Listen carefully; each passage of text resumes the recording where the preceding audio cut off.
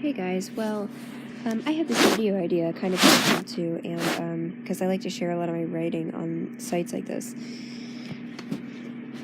And well, turns out my system bar on my 32 gig iPod Touch was taking up 20 gigabytes, and I didn't know what to do about that, so I had to do a hard restore. I had to do an iCloud backup to delete everything off the iPod and then restore everything, and it's still in the process of restoring all my photos and music and apps, and it's taking a really long time. Hopefully that will resolve the storage problem. Probably good to give it a good hard cleaning once in a while. But anyway, this series of videos that I'm going to be doing, this concept for video, is going to be based around my old writing. So from middle school, so from roughly 6th to 8th grade. Okay, this is going to be my writing from then. These are going to be attempts at novels. They were not really novel length, but they were my attempts at making a story with chapters and different. So I have written something since that was novel length and was sort of a novel.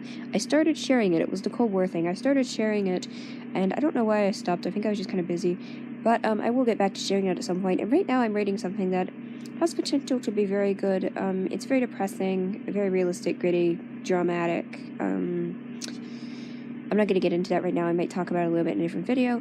But for now, we're going to be reading, when I was 6th grade, some of my 6th grade stories. We're going to start with the really bad ones. So right now, so I'm not just going to be reading it, I'm also going to be, because I've done other videos so much since then, I'm going to be, like, pointing out problems or, like, things that I want to critique about my writing. I'm enjoying dealing with you guys for me, and hopefully enjoyment for you all. So, this first not novel, it's called Dictionary Girl. I wrote it in 6th grade. I wrote it in about 2 days, by hand. I typed it up. I didn't really know how to type it. It took me forever to type, so there's that. So yeah, so anyway, this is called Dictionary Girl. And you'll kind of see where this is going in a minute. So, alright, so there's a prologue.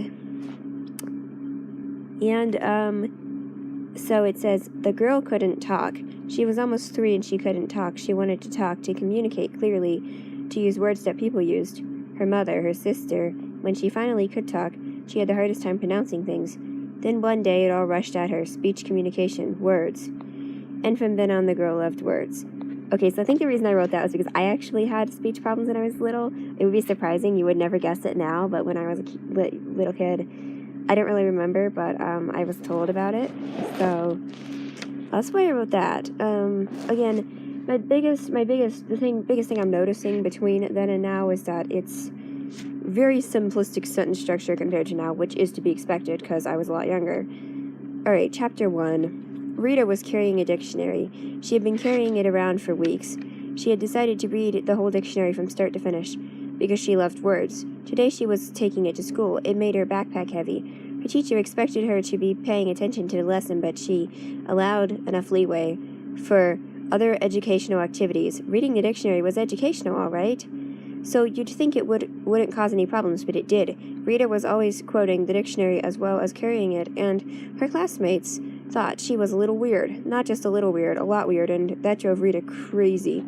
So first of all, again, I'm talking about simple sentence structure, which makes sense. It's a bit redundant. And I actually remember using the word leeway because it was a vocabulary word I had that week. So I was, like, really proud of that. So that was pretty funny. And honestly, I was, like, trying to remember. I was, like, remembering that I was really bored. I didn't really have many friends at this time at all. And, like, I didn't have technology or internet really at the time. So it's funny, I was like, I was, like, used to think, like, what did I do all day? And I'm realizing I was writing. I was, like, reading too, but I was, like, writing. And it's hard to, and I still write all the time. I have friends now, I have internet now, but I still write all the time. So, chapter 2. So these are how short the, quote, chapters are. Chapter 2. Although Rita's classmates were making fun of her, Rita was delighted with the dictionary. She was up to G now, but she was starting a dance class, so that meant less time to read. And I will say that I think when you use the letter G in that context, it needs to, you need to have quotes around it. I'm not positive about that, but that's a grammatical nitpick. At the dance class, Rita was asked to present a balancing idea, so she put a dictionary on her head. The students thought she was weird, but the teacher left it and asked everyone to bring a dictionary the next week, and she asked them to bring a pair of high heels to make it harder. I misspelled high heels there. I spelled it as heels, like Heals, like heels, like it heals you. Chapter 3. One day was a really bad day for Rita. That is one day she had a really bad day, or what? That was really badly written. She bussed to school as usual, and more notes were passed on the bus. When they finally got to school, the teacher, Mrs. Sherman, said, "Class, please put all books away. We are going to do a special science project. All books." Rita put the dictionary in her backpack.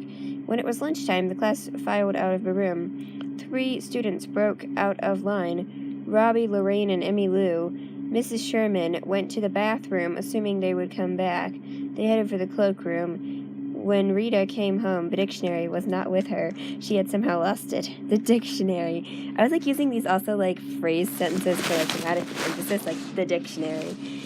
Which I still do that. I do it a lot with dialogue, and I also do it with feelings. I'm a lot more about emotions and feelings and vibes now than interesting plots. So it's crazy how much my writing's changed in just 4 years or whatever. 5 years. Chapter 4. It hadn't been in her backpack, and that was the entire chapter. So I remember reading some books which would do this, which would have chapters of one sentence or whatever, but that'd be a rare occurrence. Okay, so I was using this for emphasis. Also, one huge thing to note is that this is third-person past tense. I pretty much always write first-person present now. Even if I'm doing a flashback, I'll italicize and do first-person present. So that's pretty much always. I completely changed. When I started reading books that were in first-person present, I thought it was kind of weird, but then I decided that is what feels most real to me. So Chapter 5.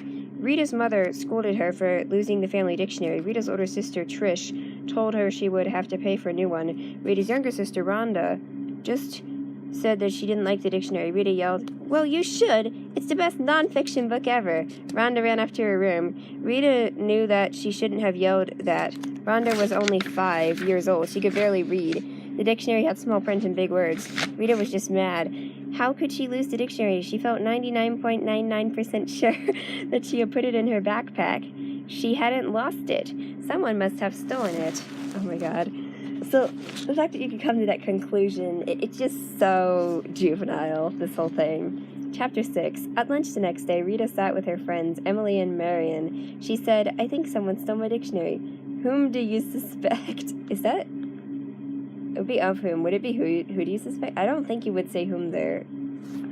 I'm still struggling with that, so I'm not positive. But I think that's wrong. "Probably those kids who broke out of line," said Rita. Suspect list. Robbie, Lorraine, and Emmy Lou. Chapter 7. Okay, before I go into this, I've also, for some reason I've noticed I've always loved the name Lorraine, and I've always loved the name Rita. Because I had another character named Rita in a different thing that I wrote in 8th grade, which I'll probably share at some point. So that was weird. I was obsessed with the name Rita, before I liked the Beatles, so that's really weird. Okay, Chapter 6. No, I already read that. Chapter 7. "Well, it can't be Robbie," said Marion. "How do you know?" asked Rita. "Well, Robbie doesn't even like using the dictionary in school, and besides, he's told about 1 million people that'll leave you alone. Which, that's not a reason to not suspect him." "Well, he keeps passing notes to Lorraine and Lorraine, and Emmy Lou." "Hey, I wonder if it's Emmy Lou, or Lorraine." "Oh, she's nice," interrupted Emily. "Shut up, Emily," sighed Rita. "Oh, heck, maybe she's nice to you, but she's made fun of me since kindergarten." Also, and I didn't really know swear words at the time, that's not the other thing, but, the fact that I was saying heck, it made sense.